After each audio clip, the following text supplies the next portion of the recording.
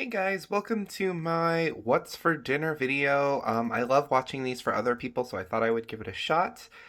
So here is my meal plan for this week. Today is Sunday, so I'm making my chili, so that'll be up first. What I'm trying to do is do one recipe that can be repurposed throughout the week.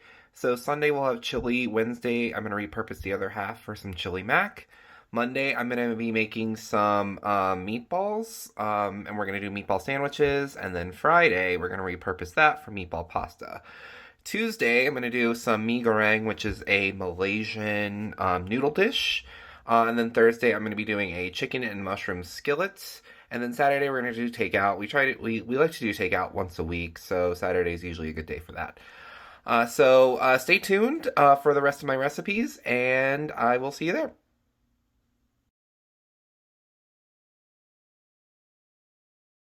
So day one is our Instant Pot chili. So here I have all of my ingredients. Everything's already cut up. I put it on a tray. I put all the spices on a plate. I've got some onion. I got one onion. I got some bell pepper, both red and green, some minced garlic, a little bit of carrot grated here as well, which adds some really nice sweetness.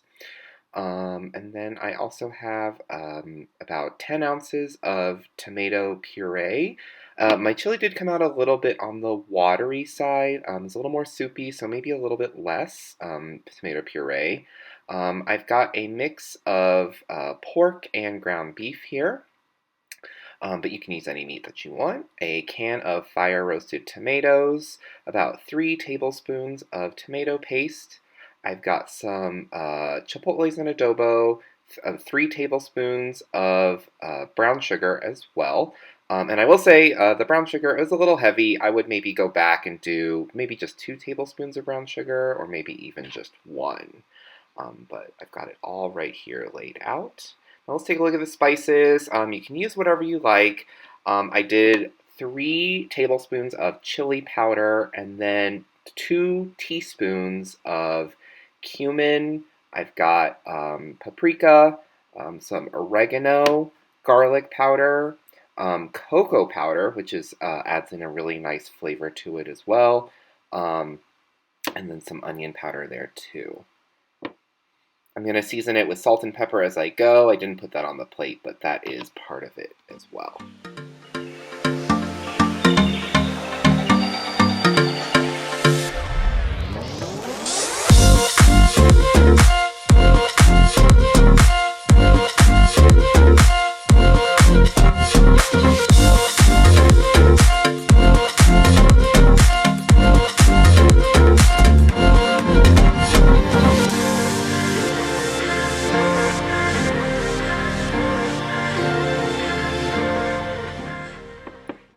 So I set my Instant Pot to saute. I put a little bit of oil in there, and so what I'm going to do is I'm going to brown up my meat.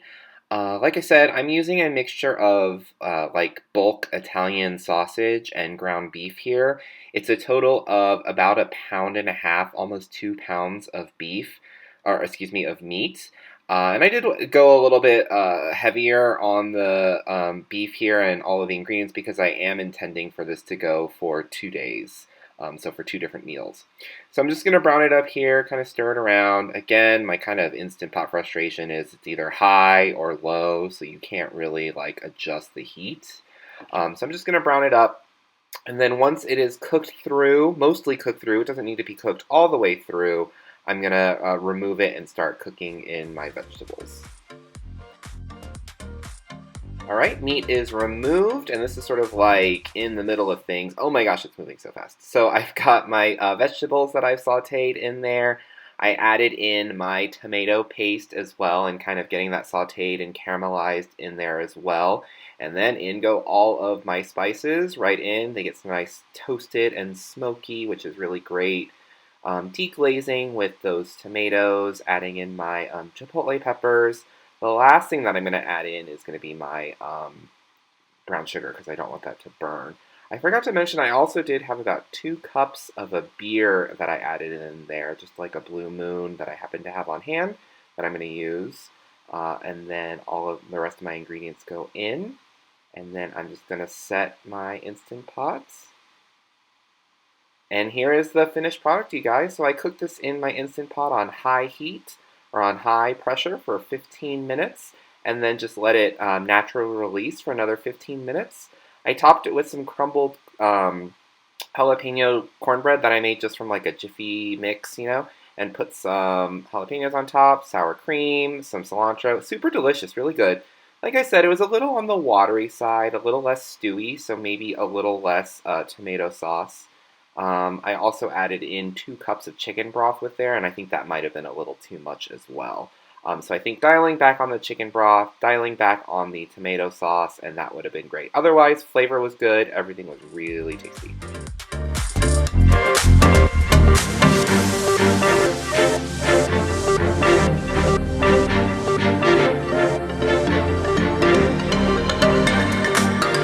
Day 2 is our Instant Pot orzo meatballs. These were also really delicious. I'm going to link the exact amounts below because I did double it, so the ingredient amounts are a little bit off. But I have in here some ground pork and some ground beef. I have grated carrot and grated onion, as well as 2 eggs there. And then to the right, you can see I've got my orzo. It's just plain, dry orzo.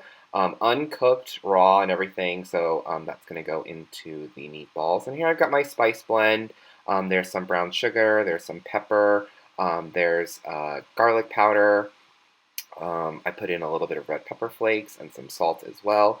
Again, check out the link below for the exact amounts and all of the recipes. This one was really good. It has kind of like a Moroccan taste because I think I added in a little bit of cinnamon in there. So that's what we got. So next what we're going to do is we are just going to get down and dirty with our hands in there, and I'm going to mix it all up and get everything nice and combined.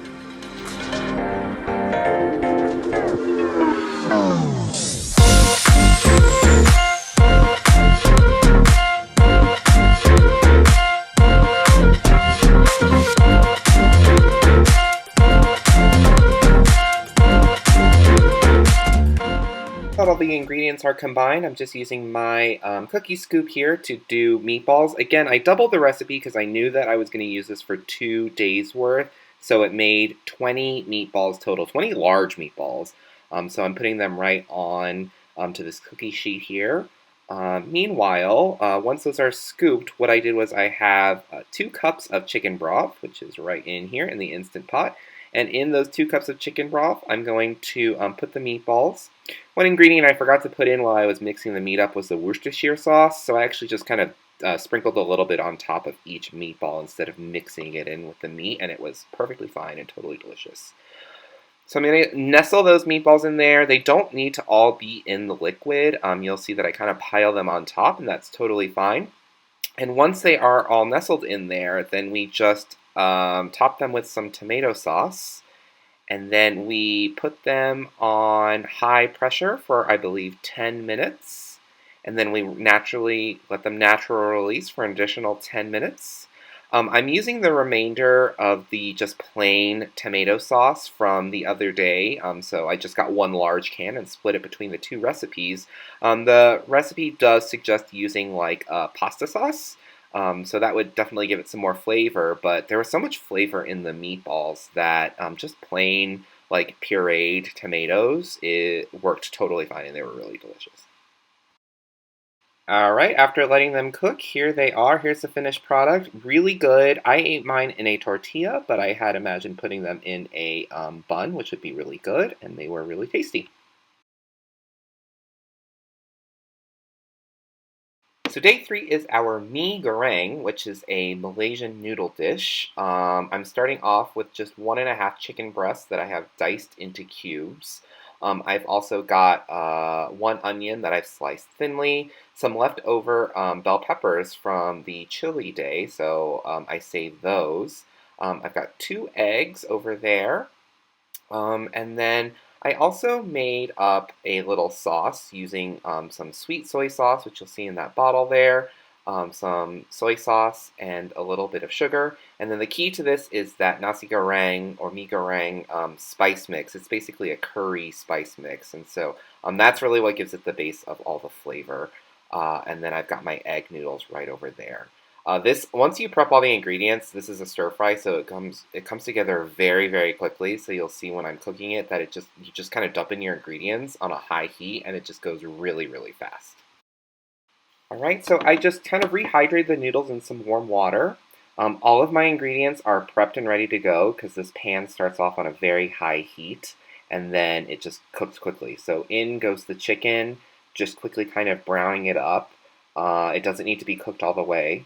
And then the peppers go in and the onions go in, all in there. And then once those kind of soften and cook through, we're going to add in our curry paste or our nasi goreng paste there. Stir it around. Coat all of your vegetables. Coat all of your chicken. Then I turn off the heat from high and let it all kind of mix in there. Those reconstituted noodles just go in. I'm going to push the noodles to the side and add in my egg there. I'm going to top that with that sweet soy sauce. And I'm going to push it to the side. There we go. Add in our egg. Cook that through. And then once the egg cooks in the side in that little well, you kind of just mix everything back together. Final product, you guys, again, topped with a little bit of jalapeno and some cilantro. Really good. And this one came together really fast. Like, once you get it prepped, the cook time is maybe like 10 minutes. So the whole thing takes like 20 minutes tops. All right, we are doing a very simple creamy chicken and rice. So there, another 1.5 chicken thighs. That chicken thigh is really making a lot of these recipes.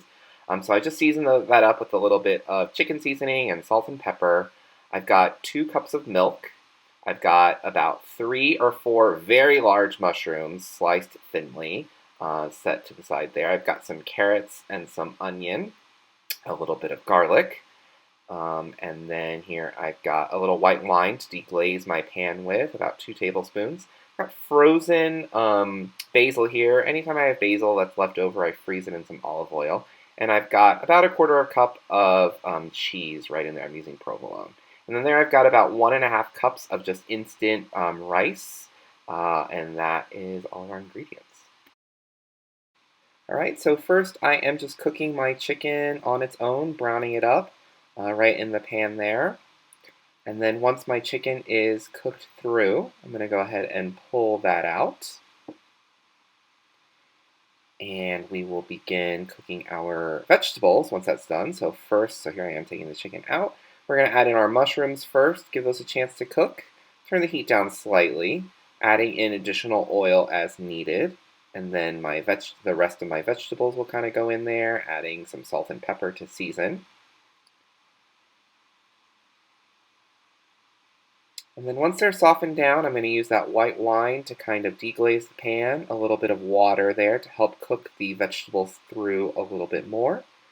The chicken's going to go back in. We're going to mix it all together. Add in our can of cream of mushroom soup. Oh, I forgot to mention that in the ingredients. Can of cream of mushroom soup. Stir that up. Milk goes in.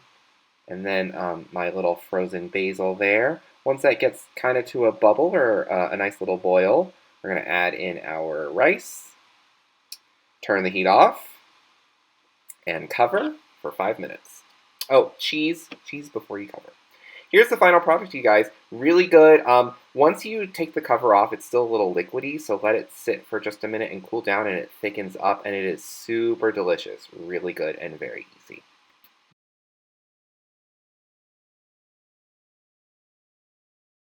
So we had a lot of leftovers. So one day, I just had leftovers, and so our last kind of new recipe was this chili pasta. So this is where I kind of take everything from the week. I took some of the leftover chili, I took some of the leftover orzo meatballs, and then I just cooked it all together with some pasta that was left over that I had in my cupboard.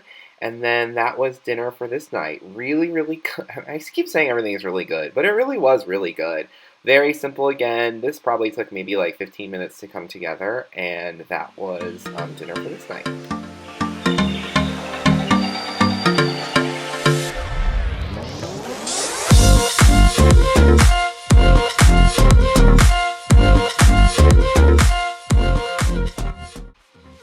So that was it for this week.